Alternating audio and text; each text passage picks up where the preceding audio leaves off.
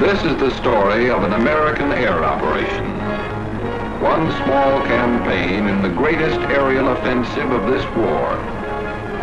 In a sense, it is more than the story of a military operation.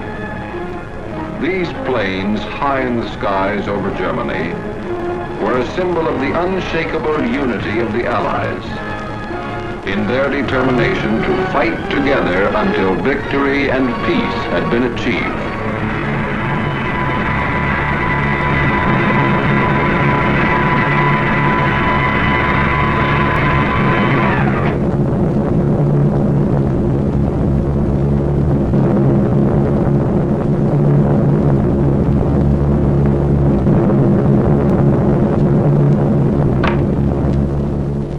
June 2nd, 1944. On this day, 650 American flying fortresses inflicted severe damage on German defenses along the invasion coast.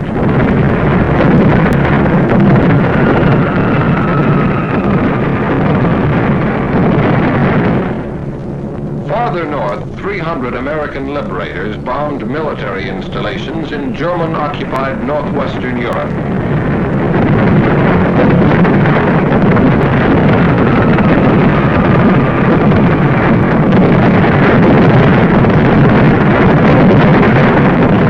Flak was heavy over some targets.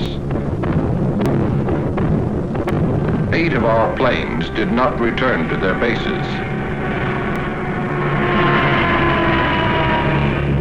On this same day, June 2nd, 1944, a task force of 150 flying fortresses, escorted by 70 fighter planes, attacked railroad and marshalling yards at Debrecen in Hungary.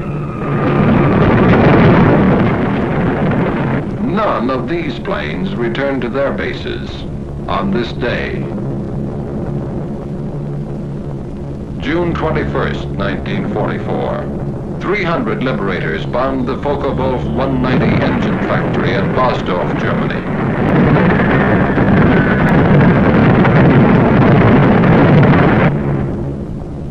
An hour later, 800 flying fortresses attacked targets at Berlin, Germany.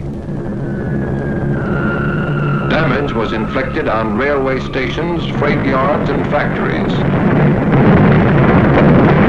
Bombs were also dropped on the ministries of war and propaganda, as well as Gestapo headquarters.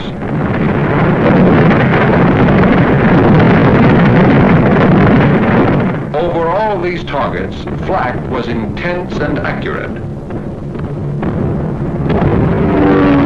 Interception strong and determined.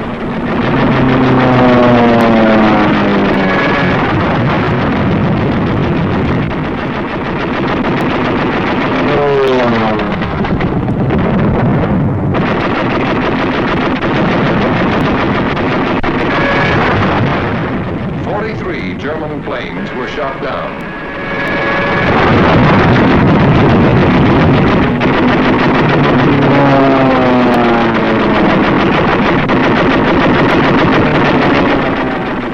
Of our own planes did not return to their bases.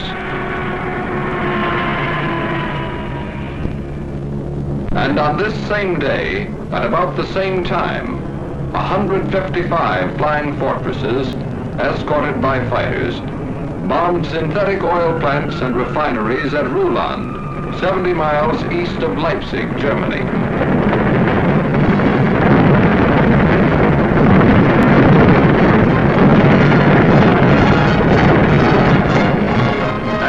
June 2nd, none of these planes returned to their bases on this day.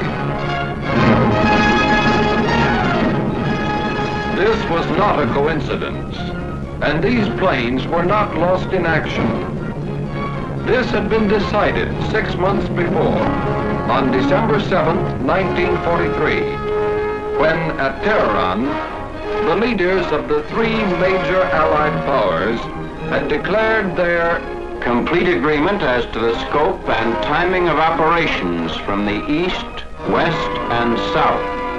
Operations from the east, west, and south. Operations on land, on sea, and in the air.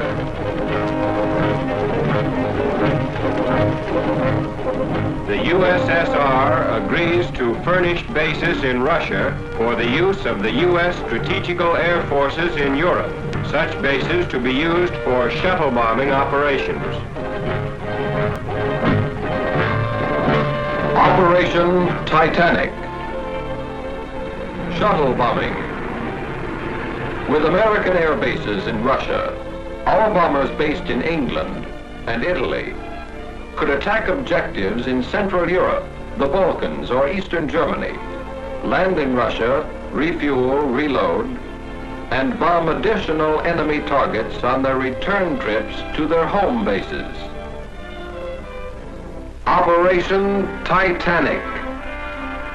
A triangular superhighway in the sky. With shuttle bombing, flying distances from England to some extreme points in eastern Germany and Poland, and from Italy to some points in German-occupied Hungary and the Balkans, would be reduced by a third. Reduced flying distance means reduced danger. For while planes on the shuttle route would have already landed, planes making the round-trip run still have to face flak, interception, or engine failure. With shuttle bombing, strategic targets of importance to the Red Army could be bombed by American planes operating from Russian bases.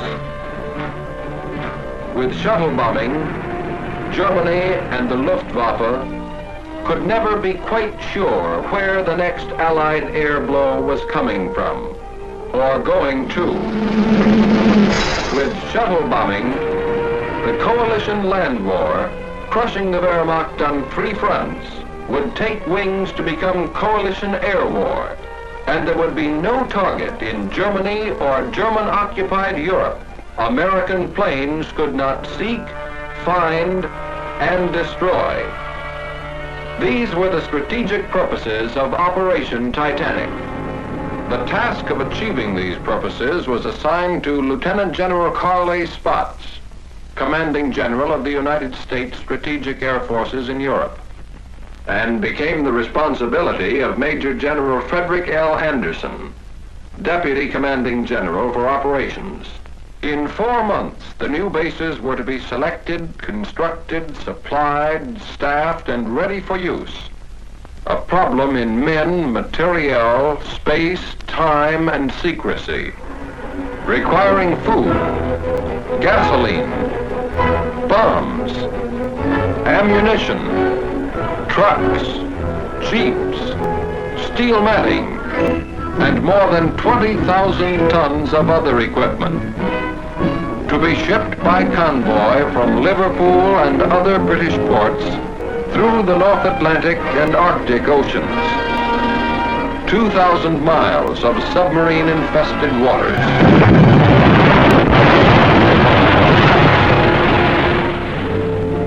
Then from Murmansk, the Soviets' Arctic ice-free port, by rail.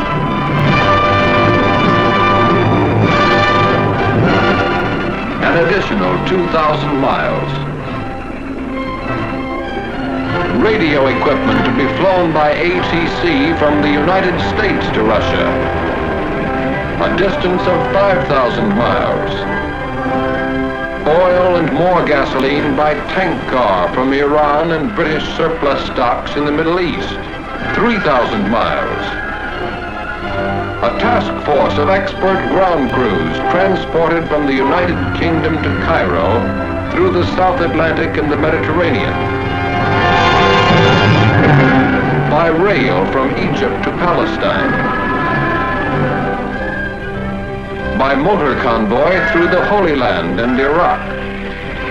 Then up and over the snow-covered mountains of northern Persia to the southernmost end of the Russian Trans-Caucasian Railroad at Tabriz.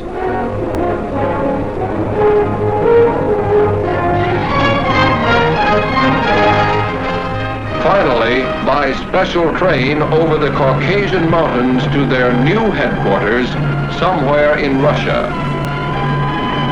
A secret journey of more than 7,000 miles. By the end of 4 months, the bases were ready.